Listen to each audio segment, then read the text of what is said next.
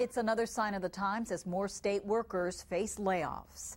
Good evening and thanks for joining us. The Department of Human Services is closing dozens of public assistance offices and laying off more than 225 workers.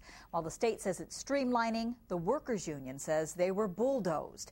KITV4's Paul Drews joins us live from the newsroom with tonight's top story. Paul, where would these changes be taking place? At welfare, Medicaid, and food stamp offices around the state, which will be closed by this summer. Instead, there'll be 2 processing centers opening later this year, staffed by 228 fewer employees. Right now, DHS workers at the various offices spend a large amount of time processing applications. But by having people apply for benefits on the phone and online, the state hopes to speed up that process. Workers will be able to handle more cases instead of helping people fill out paperwork, which will reduce the backlog in benefits. The way our system is now so focused on the applications and resolving the backlogs and doing a very plodding job, if you will, of new applications and renewals, they never get around. They never have the time to really spend reviewing the data that we collect.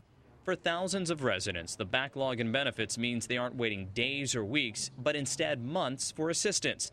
And the Hawaii Government Employees Association, representing the soon-to-be laid-off workers, can't understand how getting rid of employees will speed things up. What they're saying is that they have a budget gap, and this will make it better, that they'll provide better services because they'll go to this new system. But that's a lie, because you don't cut 230 employees and be able to be more efficient. Other states have already re-engineered their application and case management process with success, but the staff were involved in the planning and implementation of the reorganized offices, leading to less confusion for workers and the people they help.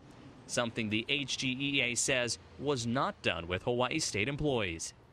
Now, the 228 state workers have been given their layoff notices. The state says it hopes those workers can be moved to other state offices, but the union counters there isn't anywhere for them to go. Reporting live, Paul Drews, KITV4 News.